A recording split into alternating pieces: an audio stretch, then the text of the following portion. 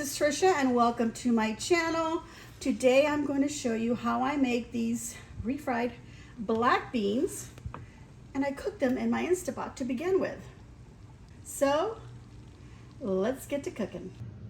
I will start off with almost 2 pounds of black beans. Of course, you can use pinto beans or any other beans of your choice.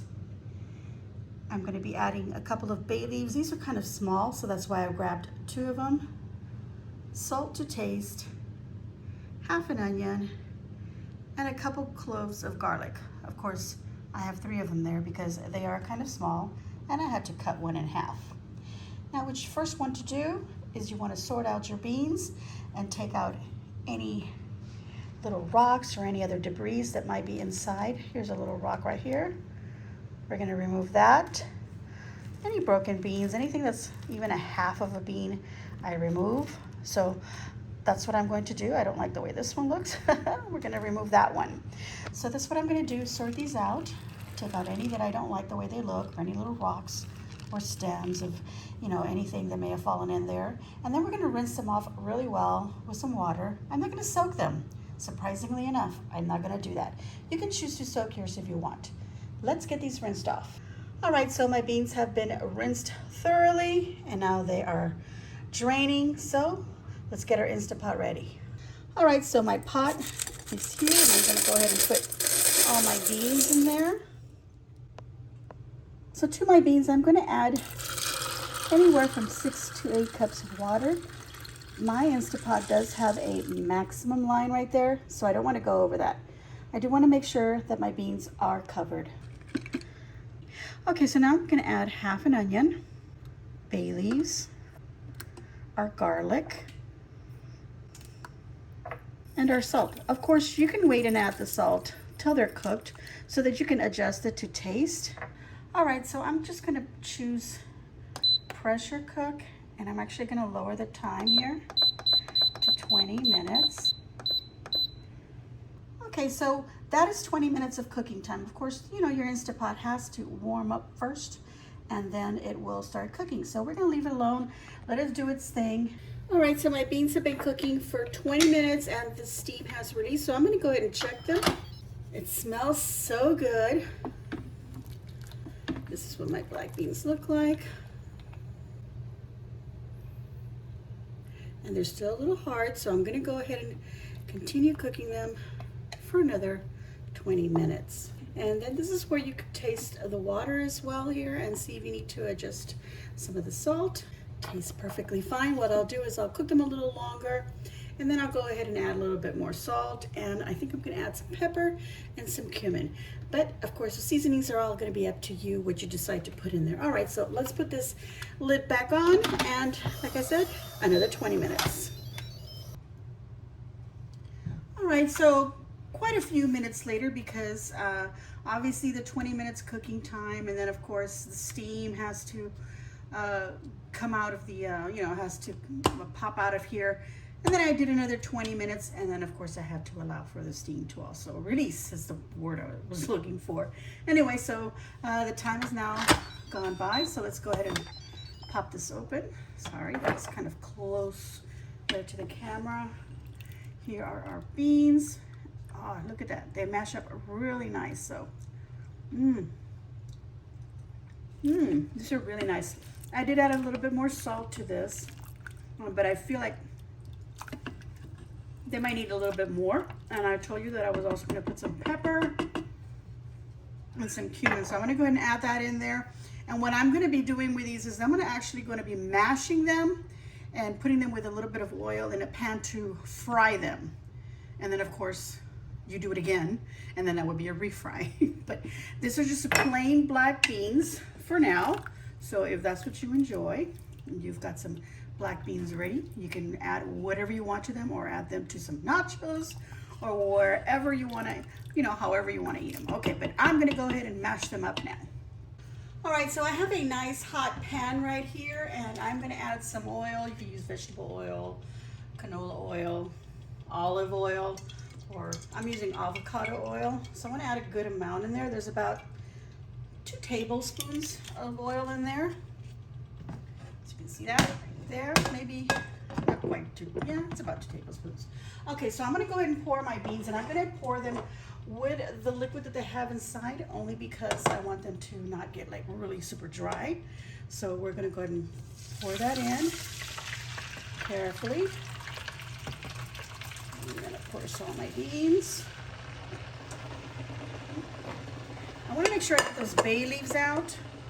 I've got one right here, but there's another one that is in here. Yeah, there it is, right there. Wow, got lucky the first try. All right, so we're gonna let this get heated up before we do mash them, but I wanna season them. I said I needed more salt, and I need some pepper now.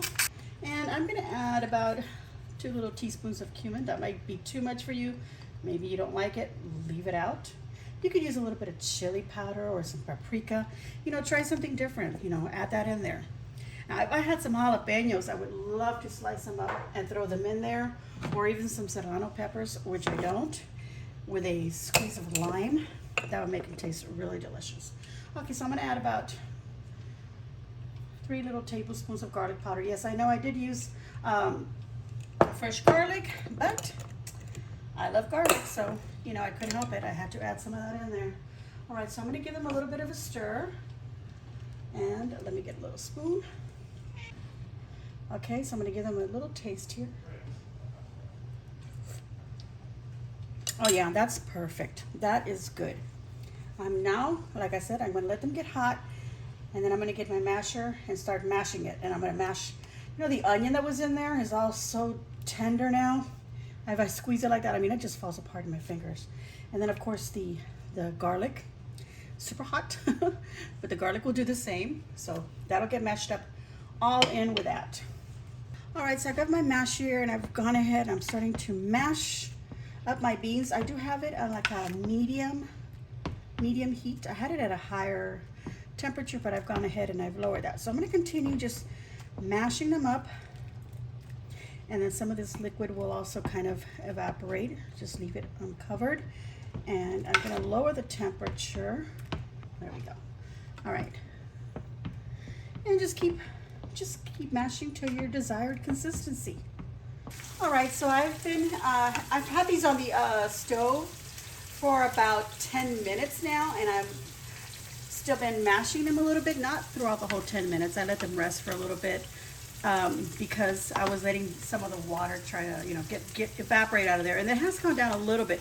But you'll notice that the water, you know, the bean water is also getting thicker. That is pure flavor, you guys. Okay, so now if you don't want to be here in a pan mashing them up before you heat them up again, you know, let them cool off out of the Insta Pot. Put them in the blender, blend them all up, and then pour them into your pan to fry up with some oil. Okay, so I'm just gonna keep doing this for another, I don't know, maybe another 5-7 minutes, and I think they'll be nice. And of course, these beans can be put in the freezer. They can be put in the freezer before you mash them up as well. Put them in little freezer bags, nice and flat, in your freezer. They'll be great. If you want to drain out the liquid, you can do that. Just put the beans by themselves in there. I like the liquid, like I said, because then when I cook them, they won't be so dry. They won't get too dry. And I like this kind of bean gravy. I don't know what else to call it. All right, so I've got something else cooking on the side. That's not sizzling from, the sound that you're hearing is not from this.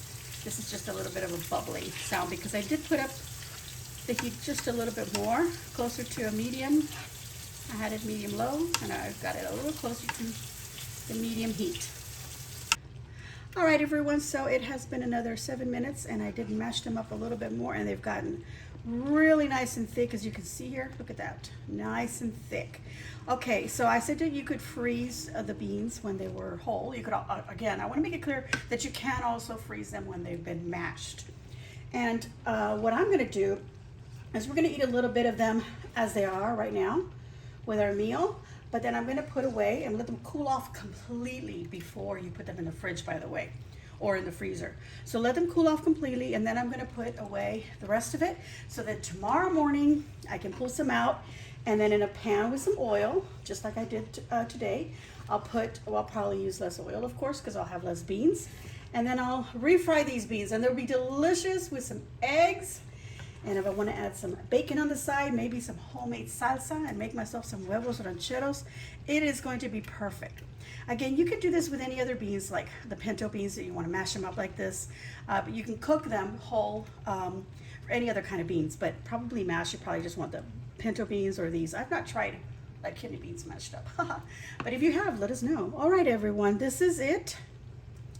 I love black beans. They seem so much more like creamier, butterier. I don't know how to explain it, but I love black beans. They have more flavor to me than the regular pinto beans. These, I can add some chopped onions, tomatoes, some jalapenos, whatever I want, and doctor them up this way or before I mash them. All right, so I hope that you enjoyed my video and my way of making these refried beans, these black beans. There we go. I do have another video where I make a charro beans, so I'll go ahead and link that down in the description box below if you haven't already seen it.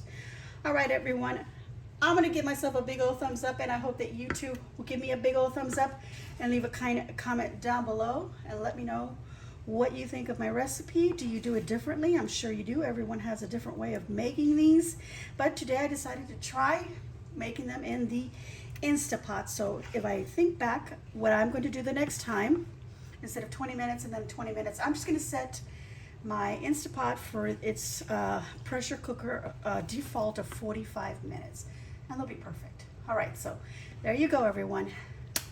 If you haven't already subscribed, please hit that subscribe button and then hit the little notification bell so that you get notified of all of my videos as soon as I upload them.